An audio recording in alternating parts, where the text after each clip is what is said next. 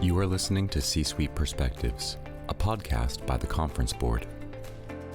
Welcome to C-Suite Perspectives, a signature series by the Conference Board. I'm Dr. Lori Esposito Murray, co-chair of the 2024 Distinguished Leadership Awards and former president of the Committee for Economic Development, the Public Policy Center of the Conference Board, and guest host of today's episode.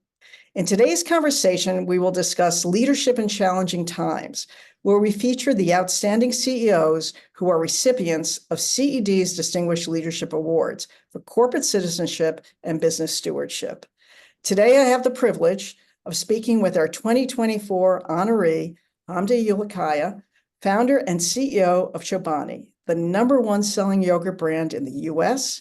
and a leader in the food and beverage industry. Hamdi founded Chobani in 2005 and built it on the foundation that it should do well by doing good. Chobani has prioritized fighting hunger, is well known for its innovative employee-first policies, including a paid parental leave policy. And Hamdi has also become a leading voice in the movement to hire refugees and is the founder of Tent Partnership for Refugees, which we will talk about more shortly. These are all leadership values very much in sync with CED's mission. Hamdi, welcome. We're so pleased to have you joining us today. Thank you, Lori. So honored to be with you. Thanks for having me. I'd like to start by focusing on your leadership and risk management. You've been described as a successful business leader because you see rewards where others saw risks and found opportunities in adversity. Take us back to the beginnings of Chobani. What leadership principles gave you the confidence to launch Chobani in upstate New York? And how have these principles been refined by the challenges over the past several years since 2005? And there have been many. Many, you're right. I go back to early days of thinking about launching Chobani. And there's a dimension before that. And that is this little, boy or young man growing up eastern part of Turkey. I'm a Kurd from northeast of Turkey. And growing up in this small town, I never ever thought I would be in the field of business one day. If anything, I said this a few times, I basically hated it. And I thought my personality and strong opinions would not fit in the field, which I would never be. Not only I would never be able to be successful in this, I would never want to be successful in this, and I would never be in this field. So I hated business. I hated the business people. And there were reasons for that opinion to have come to me in that reality. I saw a responsible side of business growing up. And there were enough stories to form that opinion in me, where if someone were successful in business, that means either destroyed life, destroyed environment, or some kind of damage has been made for that to be successful. Making money meant something else was destroyed, or somebody else's life was not successful. And then there's another dimension of how suppliers, workers, farmers, and most importantly, workers of the company has been treated, and how success is divided between the working class and the management and owners. So to me, it was a field that it was a source of a lot of issues, not necessarily a place where I wanted to be. And growing up, my dad, my mom, my family's, in a tribal environment in mountains, where we go up the mountains, make nomads, we make cheese and yogurt and whatever we do, and we come back to the town and village. Very simple life. But what we have exposed in that life is we didn't value the wealth. We value the relationship. We value the personalities, the leadership, the stewardship, the people who were there to help the others and go through the hardship. Those were the values that we respected the most, not necessarily how many sheep you have, because it didn't. So those things I exposed growing up really formed opinion on me, what kind of life I wanted to have, until I end up being here. And I end up being upstate New York. And I saw this different dimension of business. I have seen different dimension of people who were in business, small or sometimes, in the case, and I've seen in the mid-sized businesses. And that's my background. And the second dimension of all of this is, at the first I realized that people didn't have good feta cheese here. That's like, oh, the cheese can get better. And I started that. Later on, I realized that they really don't have good yogurt here. I mean, when you grow up in Turkey, and vast majority of yogurt consumed in Turkey is plain. So you have to make really good yogurt. And everything I try to buy in upstate New York in an ordinary supermarkets, seems like full of sugar, full of ingredients that really didn't need to be in yogurt. So there is between my opinions changing, I can make good yogurt, and then this ad that came in, that fully equipped yogurt plant for sale, in a very strange coincidence. And me going in there and looking at the factory, I did a TED talk on this, looking at the factory that this large company was closing it, and there's this community that I visited, and I looked at the factory and realized that something like this not only happens in Turkey, but happens here. Not only happens next to Euphrates River, happens in the Shenango River, next to Shenango River in upstate New York. And me looking at this between, I can make a good yogurt, and I'm angry that this large company closed this place, and I can turn this back around. And me saying the only way I can make an impact is if I put my beliefs and my knowledge and my capability into work through yogurt, maybe I can survive. And the chances of this is extremely small. And I'm by myself in upstate New York in a small town, a little bit of English, no money, no experience, no one to know. And here I am, I'm going to start it. And that journey started in 2005 with 4 factory workers. The first thing we did is paint the walls.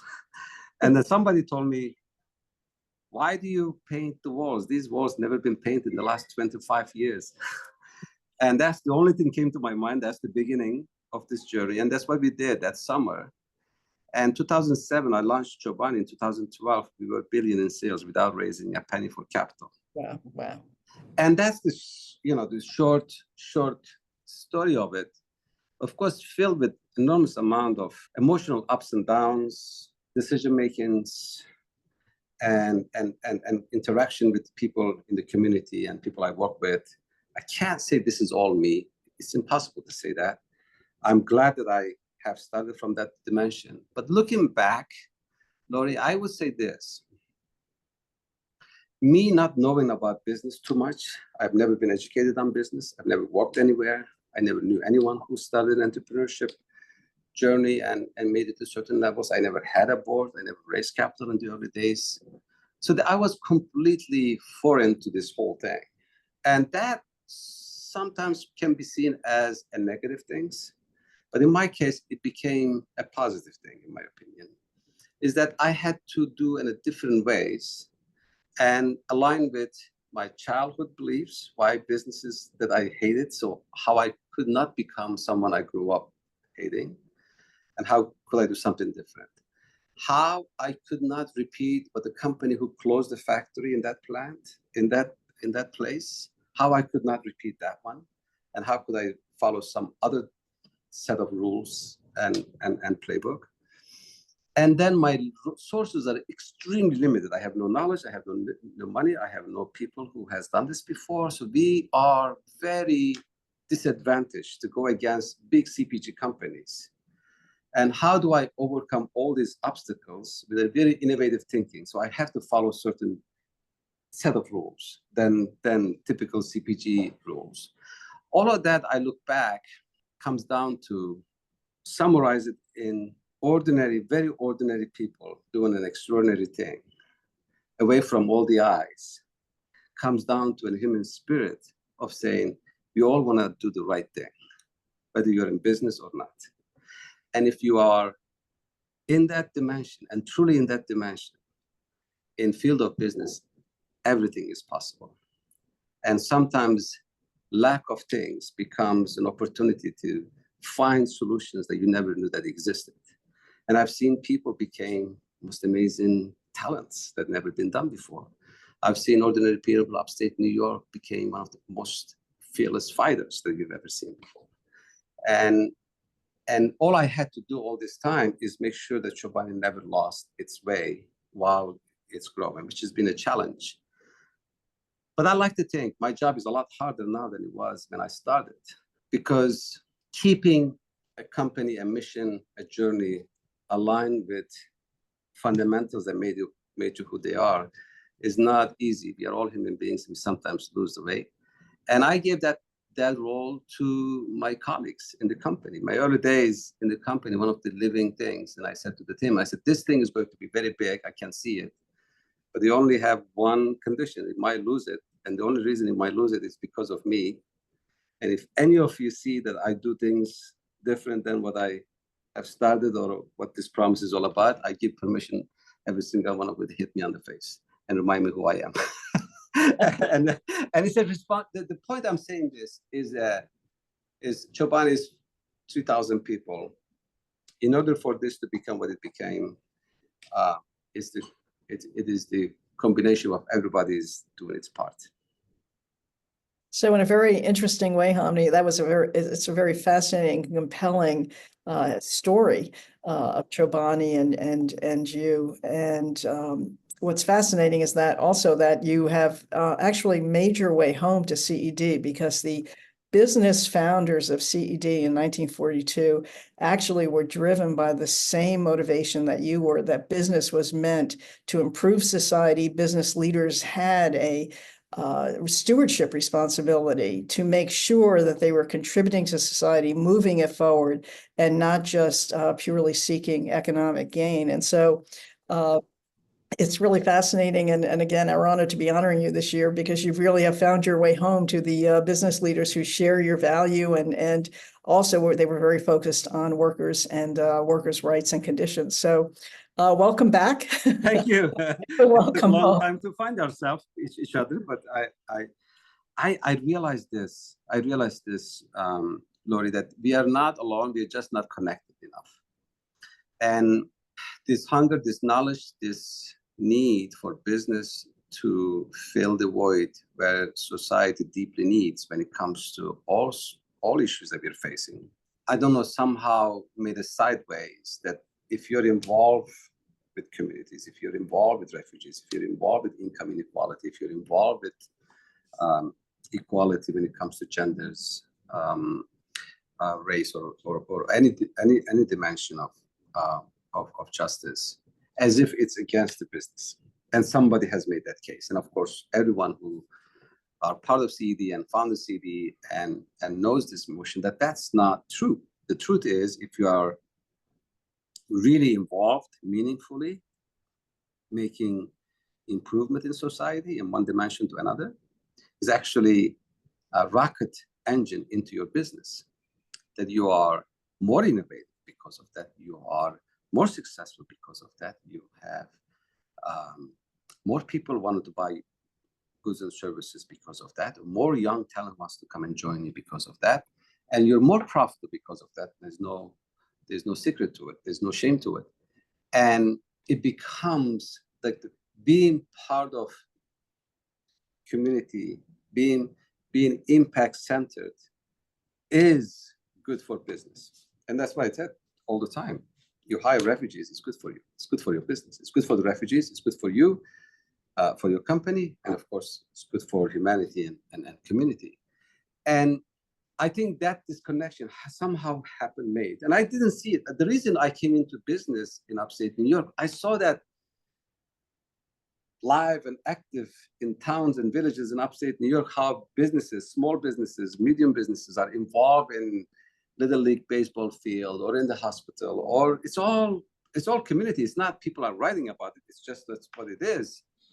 And how did we lose track of that is how I grew up being a little boy in eastern part of Turkey, knowing that if you're involved in business, you're disconnected from all these topics that matters to rest of the people. Happened. And how did we turn this around? And I think we have so many reasons to be hopeful.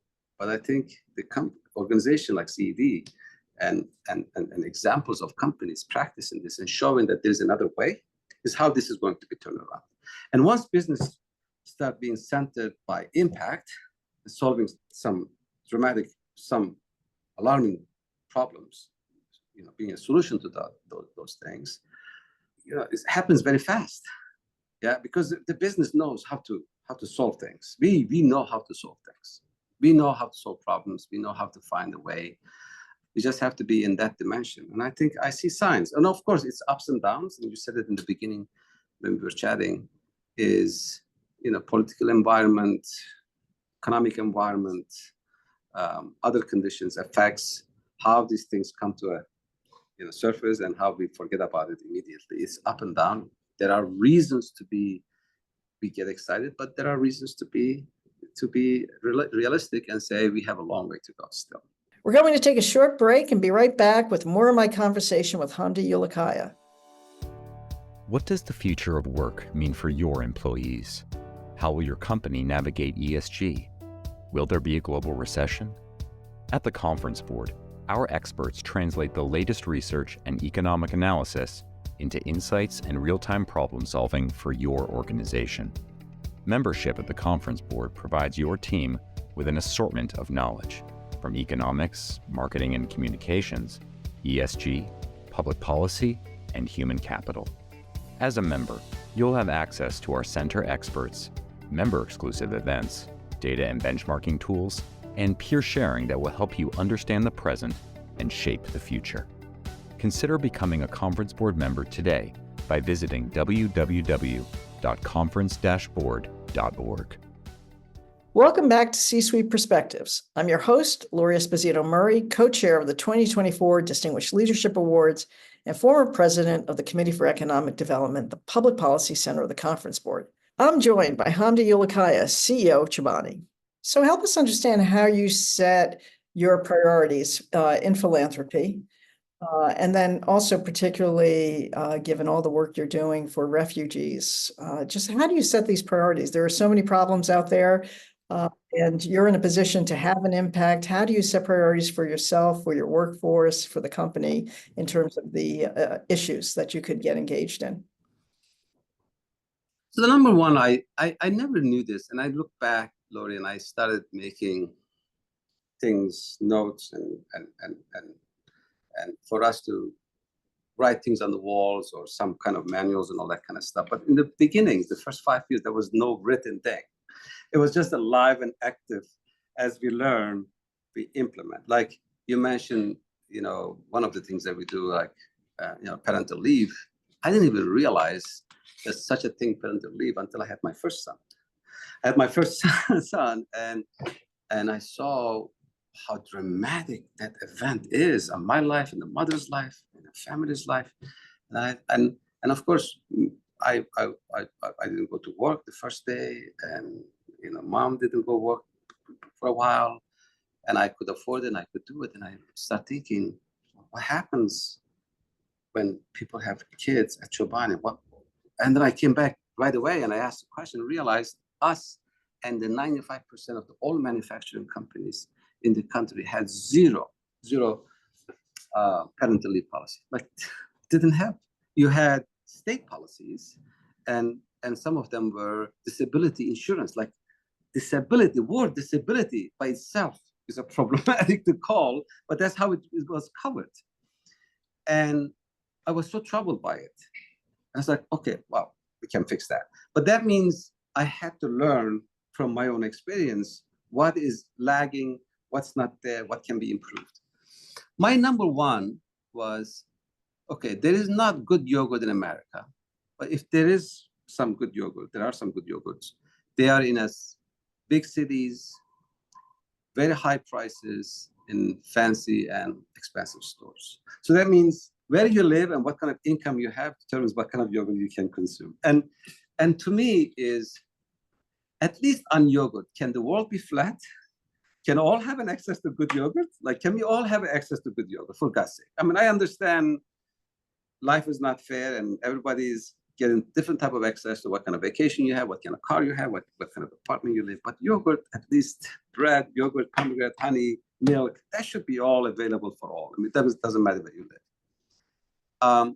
I made very sure the first thing is every product I make, I will give it to my own children, myself, before I give it to anybody else. And that rule still exists. And I will never, ever touch that. Now, that doesn't mean, oh, it has to be, so expensive ingredients that it makes it impossible for everyone to participate. But for average, for everyone, it's good enough. It's healthy enough. It's nutritious enough before it became fancy. I think that's the strategy of food and services that we make, that we are proud that we make every single day and we serve.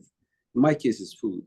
It changes from different, but that integrity of making something that you're proud, you serve.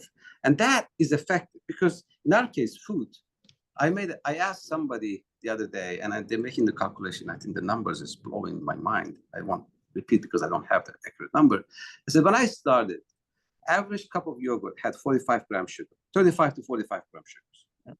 It's just crazy. Like it's a cup of yogurt, it's have 35 to 45 grams sugar, every single cup. I mean, it's one of the large categories. But this is how people consumed yogurt. And I said, what is yogurt, average yogurt sugar in a cup today? It's 1/3 of that. It's 12 to 15 grams of sugar. And I don't like taking credit a lot for myself, for ourselves, at Chobani, but that's the movement that we have started ourselves. We started that movement. Now, it doesn't mean that people wanted to eat yogurt so sweet. It's just what was available at that time. So business can make enormous amount of impact on people's well-being through the innovation, through the product they make, or the changes that they make, or influences that they make, through the foods, through goods and services that they make. That's number one. Number two is, for me, it was very clear that factory got closed in upstate New York, Lori. That I heard stories, and I had the same stories where I grew up back home. Before company made a decision, none of the executives came to that factory and said, hey, thank you for all those years. Thank you for your fathers and grandfathers and uncles that has worked here for the last 100 years, because they have been there for 70, 100 years, whatever. They just left. They just closed it. And if you ask questions, it was their fault. It was the community's fault that the factory got closed. It was that plant workers' fault that it was got closed. It wasn't any executive to blame, right? It was no... Even if no one said that, it was perceived that way. To me, this motion, especially in the industry that we work in, that you have these people who live in high towers or the offices or whatever you call it, and then you have these factory workers. And if there is good times, you don't see factory workers getting, or the workers getting rewarded by it. It's maybe a tiny bit, not much. But if there's a bad time, they are the first one to be blamed for it. Right? The factory gets closed, people are, whatever. I made a shift and I said, well, I'm going to work in the factory. I worked in the factory for the first 7, 8 years, non-stop, all the time. I know all the dimension of the factory when we started. So how do I make the frontline workers at the front and the center of the company? And if you are going to do good in the world, the impact in the world, if you don't start with your own people, I don't know how wholesome that is. You have to start from your own first base, your home.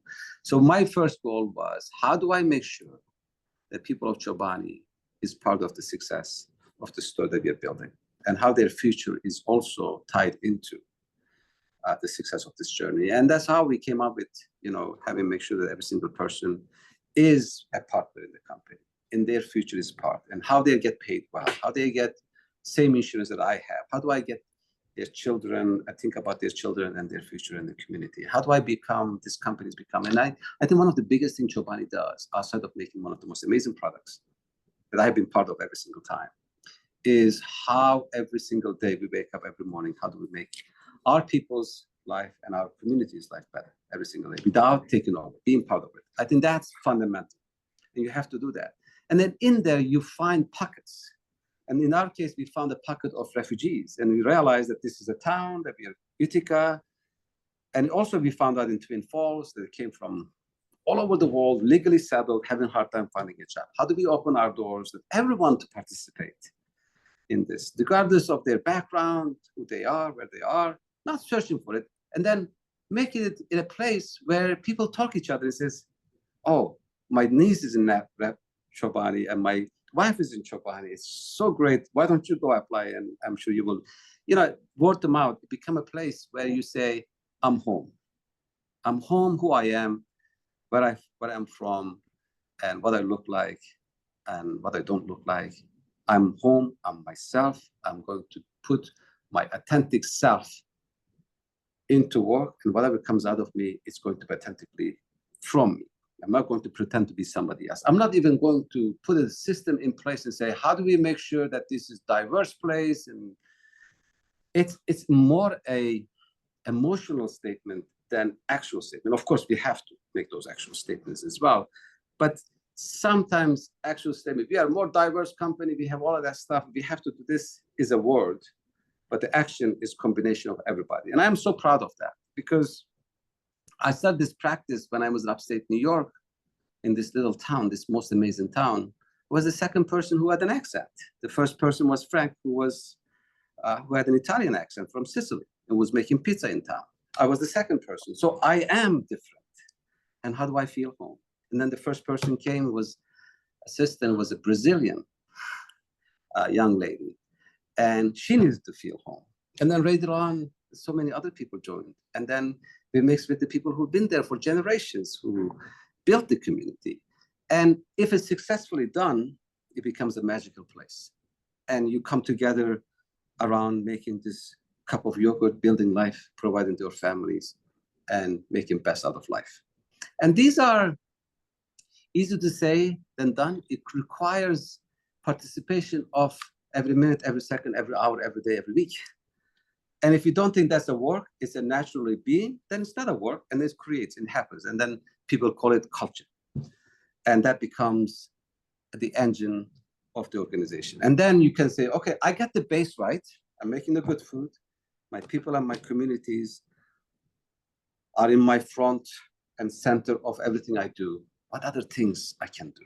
And then you look at how do I reach further? And that's where, you look at the pockets and you say, I found something so amazing.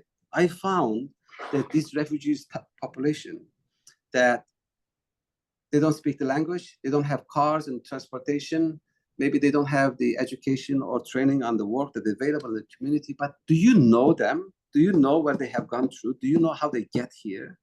Do you know what kind of drive they have? And if they have an opportunity, what kind of impact they will make in your company, in your community, and humanity? And do you know, and it's our responsibility to do so at the same time.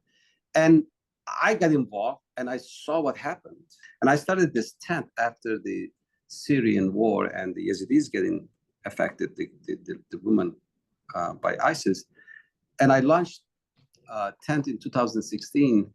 The motion of that is, I saw this happen at Chobani. I saw this happen at Chobani. I saw people's life dramatically change. I saw them. I summarized this: the minute refugee has a job, that's the minute they stop being a refugee. That's the minute. The job is the rebirth. The job is getting back to life. The job is providing their own family, standing on their feet. And then when that happens, watch how fast they learn the language, watch how fast they get the car, watch how fast they learn the job, and watch how fast they contribute to your company and community. You become in this, steroids, in literally your business. And then watch what it does to the culture, because every single person you talk to, they have story to tell, Lori. And they tell you, and then it reminds you how privileged we are to live in this most amazing country, right? That we can be who we are and believe what we believe and be safe. There's troubles around the world and people get affected. The second thing is how precious life is. Yeah, and we take it for granted. Sometimes we don't even think about it, but how precious life is. And then the simple things like providing to your family and sending your children to school and having a home, safe, how amazing those things are. It gets reminded. And an enormous amount of effect. And I start talking to companies, says, listen, by hiring refugees, not only we will move the humanity forward, but it's good for your business, it's good for your community, and it's good for the country and society you're working on. Today, we have over 400 largest companies. I see Julie's name in there. She has been amazing on this topic at the same time, like the stuff that Julie Smith, etc. does. Companies from all over the world join this movement, from Mexico to Netherlands to England to France, all over Europe, just because of the pocket I hit in upstate New York, knowing that this is good for Chobani, it's good for everywhere. And part of that is we listen to each other. If you're a CEO and you want to share your experience with another CEO in Mexico City, they will listen. Because we might be in a different geography, different product and industry we are in, but for the most part, fundamentals are the same. There are people on the NGO world that do amazing work. There are people in the politics and the public service, they do amazing works. But if you look at the field of business, we are different. Different things convince us, different things, we make decisions differently. Some faster than the others, some, but it's in the same form. And when we get together and share some of those practices, we get easily to convince ourselves, okay, thanks for telling me that. I'm in. It makes me, I go into the meetings with CEOs and we spend a couple of hours and break breads and I talk about things. It takes not more than a few hours. And then, you talk about the details. I was blown away that how people perceive topic refugees and how business field took it from the work and training and impacting culture, impacting innovation and productivity and for the large parts of society. I can go on and on and on, but for me it's a live and active things and it changes. But I never, like in the early days of Chobani, I had a Chobani Foundation. And then a few years later, I get rid of it. We don't have a Chobani Foundation. And to me is every day what you do, you have an opportunity as a business to make an impact. How you hire, how you fire. I use the word fire, but let's say that's what it is. How you make a product innovation, how you make a decision of qualifying ingredient supplier, how you do training. All of that is a touching point to make an improvement, make an impact. Every single one of those are massively impactful. And then if you create communities, like-minded companies, like-minded CEOs, and tackle into some alarming issues like the environmental issues that we're looking at, gender issues we're looking at, participation of, others to be able to have a fair share on the world of business, then combination of all of those businesses make an enormous amount of impact. Not necessarily everybody has to be same, but at least in the same dimension, same wave. And I think that's extremely important. I don't know if that answers the question, but today I am writing things down more and more because we are larger, we are bigger, Lori. But in the end, it comes down to this motion of this. Can I go to bed every day feeling like I've done something right today? And we all know what that feels like. And if the answer is yes, then I'm in the right place. If the answer is no, I have some work to do. Well, what's interesting, Hamdi, is that this brings us back to the very first question that you answered, which it's all about core values.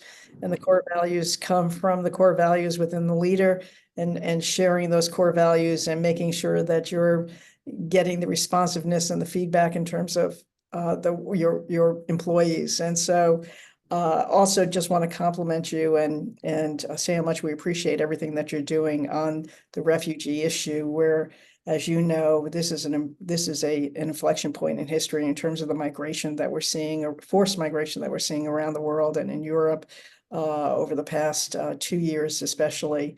And then, of course, what's happening in Africa and the Middle East, compounding that migration and the impact that climate is going to have on that. So thank you for all you're doing there.